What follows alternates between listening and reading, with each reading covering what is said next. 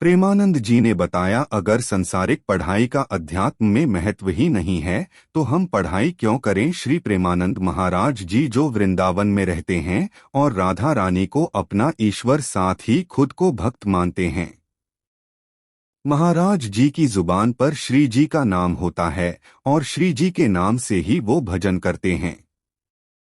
जहां प्रेमानंद महाराज जी जहां सुबह 2 बजे उठकर वृंदावन की परिक्रमा बाके बिहारी जी राधा वल्लभ के दर्शन और परिक्रमा रते हैं, तो साथ ही राधा रानी के नाम का सत्संग भी करते हैं। वहीं इस बीच श्री प्रेमानंद महाराज ने बताया है, क्यों पढ़ाई करें। दरअसल श्री प्रेमानंद महाराज जी से मिलने के लिए 10वीं और 12वीं में पढ़ने वाले 2 बच्चे आए थे जो भाई बहन हैं। वहीं इन दोनों बच्चों ने कहा कि हम नाम जप पाठ आदि गुरुजनों की कृपा से करते हैं। वहीं इस बीच इन दोनों बच्चों ने बताया कि कई बार उन्हें पढ़ाई के दौरान ध्यान आता है कि अगर संसारिक पढ़ाई का अध्यात्म में महत्व ही नहीं है तो हम पढ़ाई क्यों करें। वहीं श्री प्रेमानंद महाराज जी ने इस सवाल का जवाब दिया है। श्री प्रेमानंद महाराज जी ने इस सवाल का जवाब देते हुए कहा कि हम इस सृष्टि में भेजे गए हैं तो हमें कोई न कोई सेवा मिलेगी। वहीं श्री प्रेमानंद महाराज जी ने कहा कि अगर हम सृष्टि से जुड़ा ज्ञान नहीं रखते हैं तो आप अच्छी पढ़ाई नहीं करते हैं तो हमारे समाज की सेवा कैसे कर पाएंगे। इसी के साथ श्री प्रेमानंद महाराज जी ने कहा कि पढ़ाई करना भी भगवान का जप करना जैसा ही है। वहीं महाराज जी ने ये भी कहा कि भजन पढ़ने में बाधक नहीं सहायक है और इसी वजह से हमें पढ़ाई करनी चाहिए। भगवत भाव से की जाने वाली सभी क्रिया वो भगवान की सेवा है और इसी वजह से पढ़ाई करना बहुत जरूरी है। इसी के साथ महाराज ने कहा कि जो भी पढ़ो भगवान की पूजा समझ के करो। वहीं महाराज जी ने ये भी, हम पढ़ाई नहीं करेंगे तो बुद्धिहीन हो जाएंगे और फिर हमारा मन पढ़ाई में भी लगेगा। अब अगर तुम पढ़े लिखे नहीं हो या तुम ऐसी संगत में पड़ गए हो जहां तुम्हारा गुरु पढ़ा लिखा नहीं है तो वो सांप को लेकर बड़ी पराभौतिक कहानियां सुना देगा। कहेगा बड़ा रहस्यमयी जीव है सांप, जाने कहां से आता है जाने कहां को जाता है। कोई नहीं जानता इसका जन्म कैसे हुआ, कोई नहीं जानता इसकी मृत्यु कैसे होती है।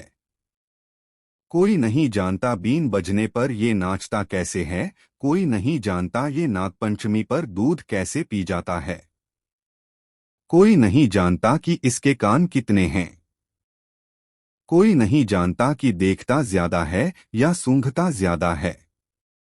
जब कोई कुछ नहीं जानता तो बात जाहिर सी है कि तुम्हें रहस्यमयी लगेगी। सबसे बड़ा रहस्य क्या है?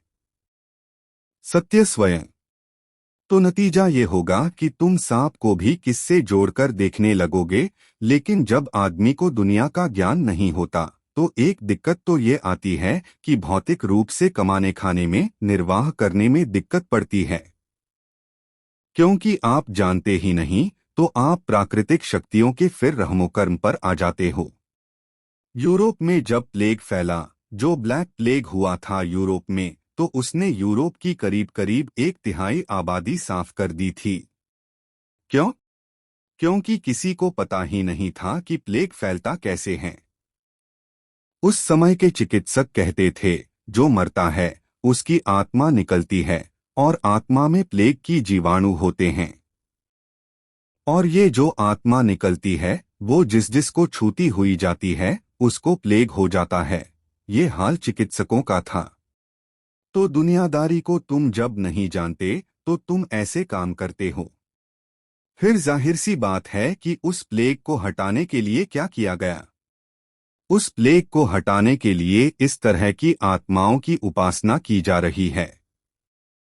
कोई ताज्जुब नहीं कि यूरोप आधा साफ हो गया।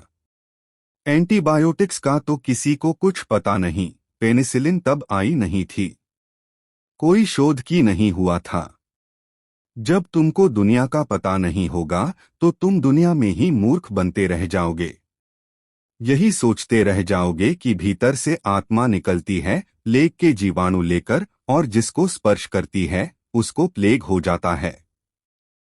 कोई समझ ही नहीं पाया कि कहाँ से आया, कैसे हो जाता है। चलते चलते लोग गिरते रहे, कुछ पता ही ना चले। ये खूब चलता है, जिन्हें दुनिया का ही नहीं पता होता, वो दुनिया को ही लेकर ऐसे विस्मित और भौचक्के हो जाते हैं कि दुनिया में जब वो कोई आश्चर्यजनक चीज होती हुई देखते हैं, उन्हें लगता है कि भगवान आ गए, भगवान आ गए। अरे भगवान नहीं आ गए। सांप को देखा तो कहने लग गए, भगवान आ गए, कोई तिलिस्मी बात है, कोई रहस्यमयी बात है। सांप है भाई, जीव है, जंतु है, कीड़ा है, पर पढ़े लिखे नहीं हैं, तो सांप सांप इधर उधर की बात। चंद्रग्रहण देखा तो कहने लगे, अरे वो राहु केतु आ गए हैं, वो लिए जा रहे हैं, सूर्य को डालेंगे दाईं जेब में, चंद्रमा को डालेंगे बाईं जेब में। ग्रहण लगा है, बाहर मत निकलना, तुम जानते ही नहीं हो कि ग्रहण चीज क्या होती है, तो ग्रहण तुम्हारे लिए बहुत बड़ी बात हो गई। अब तुम कौन से सत्य की उपासना करोगे जब तुम्हारे लिए सूर्य ग्रहण और चंद्र ग्रहण ही इतनी बड़ी बात हो गए। तुम तो कह दोगे, हमें ईश्वर मिल गया। जो चंद्र ग्रहण और सूर्य ग्रहण का कारक है, उसी का नाम ईश्वर है। जो लोग दुनिया को नहीं समझते, जानते हो कि धर्म के तल पर भी वो कैसे कैसे मात खाते हैं। किस्सा कहा जाता, मैं जानता नहीं, मैं तो उस समय था नहीं। किस्सा कहा जाता कि ईसाई मिशनरी जब हिंदुस्तान आए तो जो बेचारे अनपढ़ गरीब लोग थे, खासतौर पर कबीलियाई, उनको प्रभावित करने के लिए वो उनको कई बातें बोलते। वो बातें उन लोगों की समझ में ना आती तो फिर वो तरह तरह के चमत्कार दिखाते। ईसाई मिशनरी गांव में जीप लेकर जाते, फिर वो कबीले वालों से कहते, अपने देवता का नाम लो, वो लेते। फिर पूछते, कुछ हुआ? वहां कुछ नहीं होता। फिर वो कहते, अब यीशु मसीह का नाम लो। कबीले वाले जब यीशु मसीह का नाम लेते तो ईसाई मिशनरी पीछे से जीप का हॉर्न बजा देते। फिर वो कहते, देखो तुम्हारे देवता का नाम लेने पर कोई आवाज नहीं आई, और यीशु मसीह का नाम लेने पर ऊपर से आवाज आई। कबीले वाले ये सुनकर चकित हो जाते और फिर मिशनरी उन सबको अपने पीछे पीछे चर्च ले जाते। तो जो दुनिया को नहीं समझता वो धर्म के तल पर भी मात खाता है, उसको धार्मिक आधार पर भी बेवकूफ बना दिया जाता है।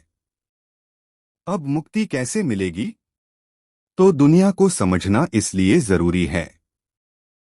लेकिन मैं ये भी कह रहा हूं कि जरूरी नहीं है कि औपचारिक शिक्षा से ही दुनिया को समझो। ये सब जो हमारे स्कूलों, कॉलेजों, विश्वविद्यालयों से उत्पादित होकर निकल रहे हैं, छात्रजन ये दुनिया को क्या काक समझते हैं?